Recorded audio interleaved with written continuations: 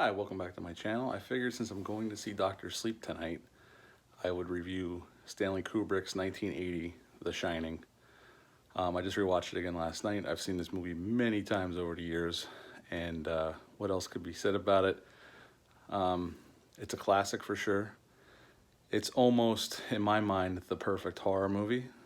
Um, Now, famously, Stephen King does not care for Stanley Kubrick's version of The Shining. King never really appreciated the changes that Kubrick made. And if you remember, like me, back in '97, King wrote a screenplay for a new version of The Shining, which ended up being a TV miniseries starring Steven Weber and Rebecca De Mornay, directed by Mick Garris. And I never read the book. Now, I have friends that love Stephen King. One of my buddies, Lenny Wanzer, who has his own YouTube channel. You should check him out if you get a chance. It's called The Continuing Adventures of Lenny Wanzer. He loves King. He's read all the books, and he's a big Stephen King fan. Me, I've liked some of the books. I'm not the biggest Stephen King fan, but I always loved The Shining, Stanley Kubrick's version. So I remember in '97 when the miniseries came out, and they were touting it as a closer version to what the book and Stephen King's vision. I didn't care for it. Compared to Stanley Kubrick's movie, it's just an inferior movie all around. And honestly, to recast that role of Jack Torrance that Jack Nicholson played so wonderfully in the original version of the film, nobody could live up to that. I read an article where they offered Mick Garris, who had worked with Gary Sinise on the TV version of The Stand, offered the Jack Torrance role to Gary Sinise, and he politely declined and said, "I don't want to do that. I can't see anybody be able to do that role as good as Jack Nicholson did it." Which, thinking of it now, is kind of a daunting task if you think about it. I mean, who would be able to pull that off like Jack Nicholson did? The movie also stars Shelley Duvall as Wendy Torrance. Scatman Carruthers is in the movie as Dick Halloran. And it's about a family who decides to take the responsibility of looking after the Overlook Hotel from October 15th through May the 1st. Because they close for the winter because they can't keep the roads open. There's so much snow. It's up in the Rockies and they can't keep the roads open. So it's not worth the money to keep it open for skiing. So they pay somebody to sit in the hotel and look after it for the winter. And when Jack goes for the final interview for the job, they kind of mentioned to him that in the '70s they had an incident where the gentleman who was looking after the hotel killed his whole family and then killed himself. And they had to make mention, like in a lot of Stephen King stories, that the hotel was buried on an old Indian burial ground, which, we've seen Pet Cemetery, or not King, but Poltergeist, you know what I mean? But, so Jack takes the job, happily, because he's planning on writing a book, and he said that the solitude will do him good. So Jack moves his family into the Overlook Hotel for the winter. And right from the get-go, you can tell something's off about it. They have a young son, Danny, who has a very special gift they call it The Shining.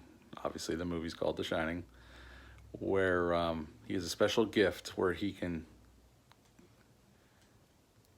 see things and talk to things that tell him what's going to happen. And right from the get-go, as soon as Jack gets there, you can see his mind's elsewhere and he's not himself. And as the movie progresses and Jack's trying to write his book, he becomes more and more short with his son and his wife. And that's when we start seeing some of the supernatural elements of the movie kick in, where Danny's seeing these little girls that were butchered by their father back in the '70s, and he starts seeing weird things in the hotel. Jack's slowly slipping away from his family.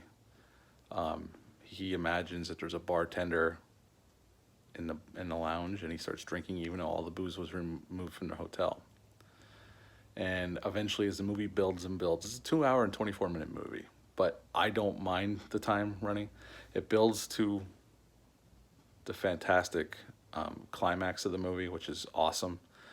Eventually, Jack loses. You see him slipping into madness, and that's when he snaps and gets an axe and chases his family and tries to kill him.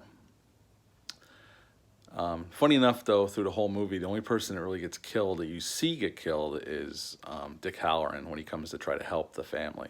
Him and Danny kind of communicate a little bit through the shine, because he has that gift too, and he realizes they're in trouble.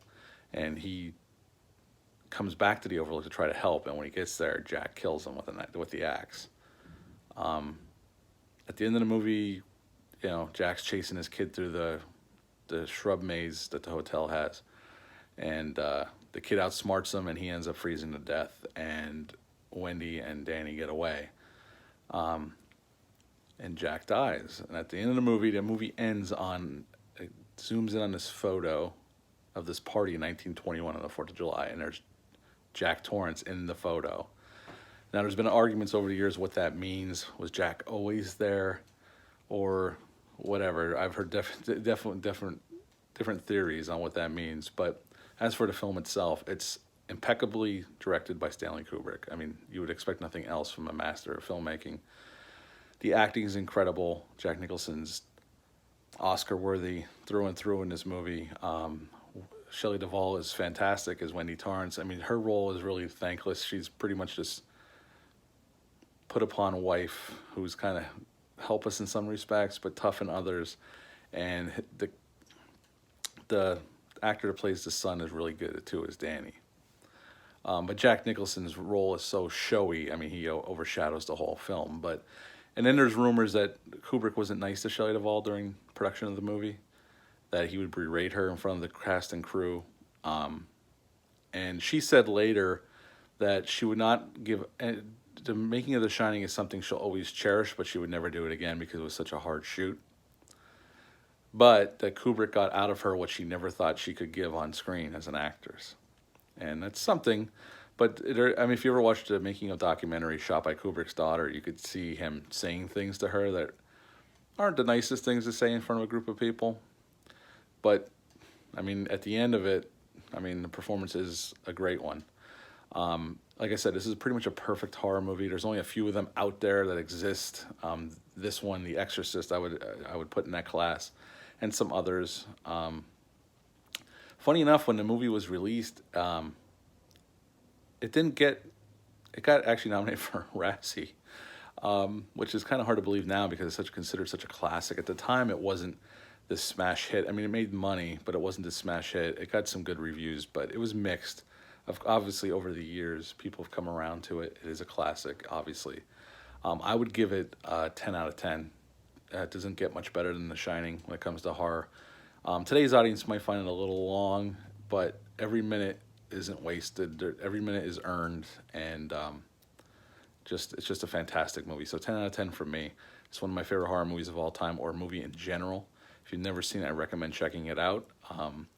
If you've ever read the book, comment down below. Tell me what the differences are. I know King never really cared for Stanley Kubrick's version of his story.